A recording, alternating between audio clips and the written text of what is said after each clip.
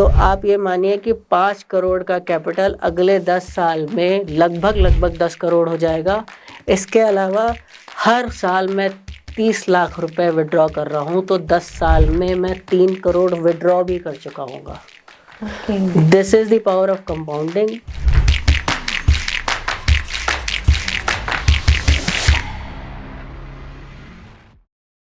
Hi, I am your बंधु नेहा और आज हम बात करेंगे म्यूचुअल फंड्स में लमसम एसआईपी के अलावा एसटीपी और एसडब्ल्यूपी क्या होते हैं। तो इसके लिए आज हमें ज्वाइन करेंगे मिस्टर शिवाल रस्तोगी, जो पिछले 22 सालों से इस इंडस्ट्री में है और उन्होंने इन्वेस्टमेंट और ट्रेडिंग में बहुत सारे लोगों को हेल्प किया है। तो आइए उनसे जानते हैं एसटीपी और एसडब्ल्यूपी क्या होता है और उससे आप कैसे बेनिफिट ले सकते हैं। Let's get started. Hello sir, welcome to the video.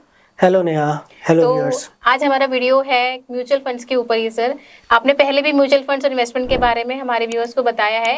तो अब तक हमें ये पता है सर कि म्यूचुअल फंड्स में हम एसआईपी और लमसम के थ्रू इन्वेस्ट कर सकते हैं, लेकिन एक दो टर्म्स हैं जो नई आई हैं जिसके बारे में शायद ही किसी को पता है, वो है सर एसटीपी और एसडब्ल्यूपी। राइट। तो सबसे पहले सर ये होते क्या हैं? देखिए, जिस तरीके से एसआईपी होती है, एसआईपी में क्या होता है कि टुकड़ों में पैसे जाते हैं। हर महीने एक तारीख हमने फिक्स कर ली, उस पर्टिकुलर तारीख को, जैसे 10 तारीख हमने फिक्स की, तो हर 10 तारीख को हमारे बैंक अकाउंट से पैसे निकलेंगे और वो जाके किसी भी फंड में इन्वेस्ट हो जाएंगे। ठीक है। लमसम आपको पता है कि कभी भी आप कर सकते हो, एट रैंडम कितनी भी अमाउंट का कर सकते हो। मिनिमम अमाउंट 5,000 रुपये से स्टार्ट होती है। ठीक है।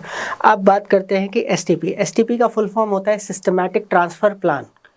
सिस्टमैटिक ट्रांसफ़र प्लान का मतलब ये है कि अगर आपके पास में कोई फंड है, वो किसी कैटेगरी में है, सपोज आपका फंड लार्ज कैप कैटेगरी में है, और आपको और आपके एडवाइज़र को डिस्कशन करने पे ये निकल के आता है कि अभी आने वाले टाइम में लार्ज कैप कम परफॉर्म करेंगे, मिड कैप या स्मॉल कैप ज़्यादा परफॉर्म करेंगे, तो एक तरीका होता है सिस्टमैटिक ट्रांसफ़र प्लान, एसटीपी जिसे कहते हैं। उससे धीमे धीमे आप लार्ज कैप से मिड कैप या स्मॉल कैप या किसी भी बैलेंस एडवांटेज फंड या इसी तरीके के जितने भी फंड्स हैं, किसी में भी हम पैसा शिफ्ट कर सकते हैं। लाइकवाइज कि अगर हमारे पास में एचडीएफसी का लार्ज कैप है और उसके अगेंस्ट में हमें क्या करना है, उस फंड को शिफ्ट करना है स्मॉल या मिड कैप में। ठीक है। लेट्स से कि स्मॉल कैप में ट्रांसफ़र करना है, तो हम लार्ज कैप में एसटीपी लगाएंगे और वो पैसा धीमे धीमे स्मॉल कैप में शिफ्ट होता चला जाएगा। ठीक है। That is systematic transfer plan. मतलब हमने लार्ज कैप से धीमे धीमे करके पैसा स्मॉल कैप में शिफ्ट कर लिया। इसमें एक चीज़ मैं पूछना चाहूंगी, जो आपने बोला अगर एक फंड से हम एसटीपी लगाएंगे और दूसरे फंड में ट्रांसफर हो जाएगा, तो क्या उस फंड की एसआईपी को हमें पहले रोकना होगा तो वही होगा, या कंटिन्यू रहेगा उसका और दूसरा पैसा उसमें शिफ्ट होता रहेगा? देखिए, ऐसा है कि मैंने आपको बताया कि आपके पास में जब आप एसआईपी करोगे तो एसआईपी धीमे धीमे बड़ा कैपिटल बन जाएगा। अब मान लीजिए कि आपके पास में एचडीएफसी लार्ज कैप में 10 लाख रुपए पड़ गए। ठीक है। तो 10 लाख रुपए अगर आपके अकाउंट में है उसमें, और आपको और आपके एडवाइज़र को लगता है कि लार्ज कैप अगले 2 सालों में, 5 सालों में, 10 सालों में, 20 सालों में ज़्यादा रिटर्न नहीं देगा, स्मॉल कैप अच्छा रिटर्न देगा, तो आप उसको ट्रांसफ़र कर सकते हो। मे बी जब कोई इस इंडस्ट्री में आता है तो उसका रिस्क एपेटाइट हमेशा कम होता है जी। तो एक फाइनेंशियल एडवाइज़र उनका रिस्क मैनेज करके चलते हैं, जिससे कि उन्हें कम रिस्क में रिटर्न्स आना शुरू हो जाए। जब किसी इन्वेस्टर का कॉन्फिडेंस बिल्डअप होता है तो उस केस में क्या होता है, उस केस में वो ज़्यादा रिस्क लेना चाहता है। अगर वो ज़्यादा रिस्क लेना चाहता है तो वो क्या करेगा भाई, ज़्यादा रिस्कियर म्यूचुअल फंड्स में आएगा जी। तो उसके लिए अगर आपको वो पैसा जो आपका एलोकेट हो चुका है ऑलरेडी, किसी फंड में पड़ा हुआ है, उसको आपको शिफ्ट करना है, आप एक साथ नहीं करना चाहते, मार्केट का रिस्क नहीं लेना चाहते, तो उसका तरीका है कि आप एसटीपी के थ्रू कर सकते हैं। तो धीमे धीमे आपका पैसा प्लॉट हुआ। फॉर एग्जांपल, आज की डेट में जैसे कि आपको पता है कि मिड स्मॉल कैप काफ़ी चल चुके हैं और ऐसा लगता है कि लार्ज कैप का दौर आने वाला है। ठीक है। आपके पास में लार्ज कैप में फंड्स पड़े हुए हैं, लार्ज कैप का दौर 1 साल चलेगा, 1.5 साल चलेगा, लेकिन अगर अल्टीमेटली आप ये देखें मार्केट में कि सबसे ज़्यादा रिटर्न्स कहाँ जनरेट होते हैं, जहाँ पे रिस्क ज़्यादा होता है वहाँ पे रिटर्न्स ज़्यादा जनरेट होते हैं। तो सीधा सा फंडा है कि लार्ज कैप से हम धीमे धीमे शिफ्ट करें। हम एकदम से शिफ्ट करेंगे तो जो अगर लार्ज कैप में रैली आई तो हम उसको मिस आउट कर सकते हैं, तो धीमे धीमे शिफ्ट करेंगे। मान लीजिए कि 10 लाख रुपए पे हमने 50,000 रुपये पर मंथ का एसटीपी लगा दिया। ठीक है। तो हमारा 20 महीने तक धीमे धीमे शिफ्ट होगा, 2 साल में शिफ्ट होगा जी 2 साल में शिफ्ट होगा तो हमें लार्ज कैप का भी बेनिफिट हो जाएगा, और अगर स्मॉल कैप चला तो स्मॉल कैप का भी बेनिफिट हो सकता है। ठीक है, दैट इज एसटीपी। ठीक है, सिस्टमैटिक ट्रांसफर प्लान। आपका एक फंड एलोकेट है, उससे आप किसी दूसरे फंड में जा सकते हो। ये आप एएमसी टू एएमसी ही कर सकते हो, मतलब कि अगर एचडीएफसी का है तो एचडीएफसी के लार्ज से स्मॉल में जा सकते हो, या स्मॉल से लार्ज में जा सकते हो, या मिड से लार्ज में जा सकते हो, कहीं भी जा सकते हो। दूसरी, अगर आपको एएमसी में शिफ्ट करना है तो आपको पैसा अपने अकाउंट में लेके आना पड़ेगा, उसके बाद ही आप एसआईपी के थ्रू इन्वेस्ट कर सकते हो। ठीक है, तो दैट इज एसटीपी। एसडब्ल्यूपी होता है सिस्टमैटिक विड्रॉल प्लान। जैसा एसआईपी होता है उसका बिल्कुल अपोजिट होता है एसडब्ल्यूपी। जब हमारी इनकम हो रही होती है तो हम क्या करते हैं, हम धीमे धीमे पैसा इन्वेस्ट करते हैं। धीमे धीमे पैसा इन्वेस्ट करते हैं, वो कॉर्पस इकट्ठा हो जाता है। कॉर्पस इकट्ठा होने का जब पर्पस सॉल्व हो चुका होता है, लाइक वाइज कि आज से मैंने अपना रिटायरमेंट प्लान कर रखा है, तो 20 साल बाद मैं सोचता हूँ कि मैं रिटायर हो जाऊँगा। अब रिटायर होने पे मेरे पास में एक कॉर्पस इकट्ठा हो जाएगा, जो मैं एसआईपी के थ्रू आज इन्वेस्ट कर रहा हूँ। वो कैपिटल मान लीजिए कि 5 करोड़ रुपए बन गई उस समय पे। रिटायरमेंट प्लानिंग के लिए मैंने 5 करोड़ का टारगेट रखा है और 5 करोड़ की कैपिटल बन गई।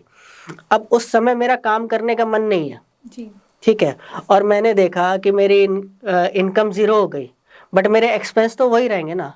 अगर मेरा काम करने का मन नहीं है या मेरा शरीर गवाही नहीं देता काम करने का, तो मुझे कहीं ना कहीं से तो इनकम चाहिए। जो रिटायरमेंट कॉर्पस हमने इकट्ठा किया है उसको हम एसडब्ल्यूपी के थ्रू धीमे धीमे निकालेंगे। वो एसडब्ल्यूपी क्या होता है कि अगर आपके पास में कोई भी फंड एलोकेट है, उसमें 6% के रेट से आप सालाना विड्रॉल करेंगे तो भी उस पर इम्पेक्ट बहुत कम आएगा, वो पैसा फिर भी बढ़ता रहेगा। जैसे मैंने आपको एग्जांपल दिया कि मेरा कॉर्पस टारगेट है 5 करोड़ रुपए का फॉर रिटायरमेंट। ठीक है, तो 5 करोड़ का 6% होता है 30 लाख रुपए। 30 लाख रुपए साल में मुझे निकालने हैं। इसका मतलब है कि मैं 2.5 लाख रुपए पर मंथ विड्रॉल कर सकता हूँ एसडब्ल्यूपी के थ्रू। हर साल अगर मैं 30 लाख विड्रॉल करता हूँ, 2.5 लाख रुपए महीने करके, फिर भी जो मेरे 5 करोड़ हैं वो अगले 10 सालों में मुझे रिटर्न जनरेट करके दे रहे होंगे, इसके बावजूद कि मैं 10 सालों में 3 करोड़ रुपए निकाल चुका हूँगा। This is the power of SWP. 5 crore भी लगभग 10 करोड़ बन सकता है अगर मैं 12% के रेट से भी चलूँ, कि 12% से मेरा इक्विटी मुझे रिटर्न देगा compounding year on year basis. तो आप ये मानिए कि 5 करोड़ का कैपिटल अगले 10 साल में लगभग 10 करोड़ हो जाएगा। इसके अलावा हर साल मैं 30 लाख रुपए विड्रॉ कर रहा हूँ, तो 10 साल में मैं 3 करोड़ विड्रॉ भी कर चुका हूँगा। This is the power of compounding. इसीलिए ये जो कंपोनेंट्स हैं एसडब्ल्यूपी, एसटीपी, एसआईपी, ये बहुत ही इंपॉर्टेंट कंपोनेंट्स हैं। इनको आप अच्छे से यूटिलाइज करेंगे। आपको कब करना है, कैसे करना है, ये सीखना बहुत ज़रूरी है कि आप कहाँ पे इसको अप्लाई करेंगे। उसके लिए आपको अपने फाइनेंशियल एडवाइज़र से सलाह लेनी चाहिए। वो आपको डिटेल में सारी चीज़ें बताएंगे और डिस्कस करेंगे। कहीं पे भी आपको इसकी रिक्वायरमेंट होगी तो वो आपको कन्वे कर सकते हैं। तो सर ये तो जैसा कि आपने बताया तो काफी यूजफुल लग रहा है कि सिर्फ पैसा बनाना ही जरूरी नहीं है, उसको अच्छे से यूटिलाइज भी करना और वो आगे फर्दर ग्रो भी करता रहे। ठीक है, और तो सर ये हमें एक्चुअली में कब करना चाहिए, मतलब ये तीनों चीजें हमें कैसे कैसे अप्लाई करनी चाहिए? देखिए, जिस तरीके से लाइफ में हमारे गोल्स होते हैं उसी तरीके से हमारे फाइनेंशियल गोल्स होना भी बहुत इंपॉर्टेंट है। कोई भी जर्नी तय करने के लिए हमारे पास में एक विज़न होना चाहिए, एक डेस्टिनेशन होना चाहिए, एक डायरेक्शन होना चाहिए। अब अगर वो विज़न आपके पास में नहीं है तो आप उस गोल को कभी अचीव ही नहीं कर पाओगे, क्योंकि आपको पता ही नहीं है कि आपको कहाँ पहुँचना है। ठीक है, तो सबसे पहले आपको अपने एडवाइज़र के साथ में गोल सेटिंग करना चाहिए। गोल सेटिंग से आपको पता लगेगा कि मेरे फाइनेंशियल गोल्स क्या है। मे भी आपको पता नहीं होगा। जैसे कि क्या होता है कि बहुत सारे लोग हैं, ज़्यादातर लोगों का गोल ये होता है कि भाई हमारे बच्चे हो गए हैं तो अब बच्चों को हमें पालना है, या तो उनकी हायर एजुकेशन के लिए हमें पैसा इकट्ठा करना है, या उनकी शादी के लिए हमें पैसा इकट्ठा करना है, या हमारे घर के लिए हमें पैसा इकट्ठा करना है, या हमें बड़ी गाड़ी लेनी है, या फिर हमें वर्ल्ड टूर करना है। XYZ रीजंस हो सकते हैं, कुछ भी हो सकते हैं। तो उनकी कैलकुलेशन बैठानी पड़ती है। आज की डेट में कोई चीज़ 10 लाख रुपए की मिल रही है और आपका लॉन्ग टर्म गोल है कि 20 साल बाद आपको बच्चे को हायर एजुकेशन के लिए भेजना है, तो आपको ये पता होना चाहिए कि 20 साल बाद उस कोर्स की वैल्यू क्या है। जो आज 10 लाख का कोर्स है उसकी 10 लाख वैल्यू का क्या नहीं होगी, मिलेगा। वो 10 लाख का नहीं मिलेगा। तो आपको उसके हिसाब से टारगेट अपने सेट करने पड़ेंगे। तो वहाँ पे आपका फाइनेंशियल एडवाइजर जो होगा उसका रोल होगा, वो आपको बताएगा कि कितना आपको कॉर्पस चाहिए किस पर्टिकुलर गोल के लिए। और ये पर्सन टू पर्सन वेरी करता है। अभी आपको अपने बच्चे को पायलट बनाना है तो मे बी आज 2 करोड़ रुपए खर्च हो रहे हैं, ठीक है, उस समय कुछ और अमाउंट हो। और आपको डॉक्टर बनाना है तो मे बी आज 50 लाख रुपए खर्च हो रहे हो, 20 साल बाद कितने खर्च होंगे, ठीक है। तो ये एजम्पशन तो आपको लगानी ही पड़ेगी ना अपने गोल सेटिंग करने के लिए। जी। और वो एजम्पशन लगाने के लिए आपको फाइनेंशियल एडवाइजर से बात करनी पड़ेगी। वो आपको बताएंगे कि आपका फाइनेंशियल गोल क्या है। आप तो अपने टारगेट्स लिख के बता दो, उसके हिसाब से आपके इन्वेस्टमेंट शुरू हो जाएंगे। आपकी कैपेबिलिटीज़ भी देखी जाएंगी कि आप कितना इन्वेस्ट कर सकते हो। आप एसआईपी के थ्रू करोगे, आप लमसम के थ्रू भी कर सकते हो, ठीक है। तो आप किस सेगमेंट में जाओगे, कौन सा कैटेगरी में जाओगे, आप हाई रिस्क में जाओगे, लो रिस्क में जाओगे। अगर आपके टारगेट ही छोटे हैं तो आप हाई रिस्क में क्यों जाओगे जी। ठीक है। और आपके पास समय ज़्यादा है तो आपको ज़रूरत ही नहीं है ज़्यादा एफर्ट करने की, आप छोटा छोटा पैसा प्लॉट करके भी कर सकते हो। तो ये तो पर्सन टू पर्सन वेरी करेगा कि उसके टारगेट्स क्या है। उसके हिसाब से उसे बताया जाएगा कि कब आपको लमसम करना है, कब आपको एसआईपी करना है, किस समय पे एसटीपी का रिक्वायरमेंट आएगा और किस समय एसडब्ल्यूपी का रिक्वायरमेंट आएगा। बेसिकली एसडब्ल्यूपी का रिक्वायरमेंट जो होता है वो हमें जब हम रिटायर हो चुके होते हैं तभी आता है। मतलब जो भी हमारी जर्नी पूरी हो जाती है उसके Right. बाद ही उसका यूज आता है। Right. जब एक अच्छा खासा कॉर्पस आपके पास Right. इकट्ठा हो जाता है। एक तरीका और है कि एसडब्ल्यूपी और एसआईपी को हम एक साथ में कोलैब कर सकते हैं। उसका सीधा सीधा रैशनल होता है, जैसे कि मैंने आपको एसटीपी बताया कि एएमसी टू एमसी ही होगा। मतलब एक एएमसी से दूसरी एएमसी में अगर करना होगा तो एसटीपी वर्क नहीं करेगा, एचडीएफसी का एचडीएफसी में ही ट्रांसफर होगा। अगर मान लो कि एचडीएफसी का निकाल के आपको किसी भी पर्टिकुलर दूसरे एएमसी में शिफ्ट होना है तो वहाँ पे आप एसडब्ल्यूपी और एसआईपी का इस्तेमाल कर सकते हो। ओके। ठीक है। लेकिन अगर आपको सेम एएमसी में ही रहना है तो वहां पे आपको एसटीपी चल जाएगा। मतलब एचडीएफसी में हमने एसडब्ल्यूपी लगा दिया, वहां से थोड़ा थोड़ा पैसा निकलता रहेगा, उस पैसे को हम फिर कहीं और एसआईपी कर सकते हैं। राइट। लेकिन वो पैसा आपके बैंक में रूट होके दूसरी एएमसी में जाएगा। वो डायरेक्ट ट्रांसफर नहीं होगा जैसे कि एसटीपी में आपने बताया। डायरेक्ट ट्रांसफर नहीं होगा। ओके सर, तो इसका मतलब ये है कि आपने जैसा कि बताया सबसे पहले हमें इन्वेस्टमेंट करना है लमसम और एसआईपी के थ्रू। उसमें अगर हमारा फाइनेंशियल एडवाइजर हमें बताता है कि जरूरत है तो हम एसटीपी उसमें लगा सकते हैं, हमें बिना अपना पैसा विड्रॉ किए या रिडीम किए भी नहीं पैसा ट्रांसफर हो जाएगा। और जैसा आपने बताया हमें एक साथ ही लार्ज कैप, स्मॉल और मिड कैप सभी का फायदा मिलेगा।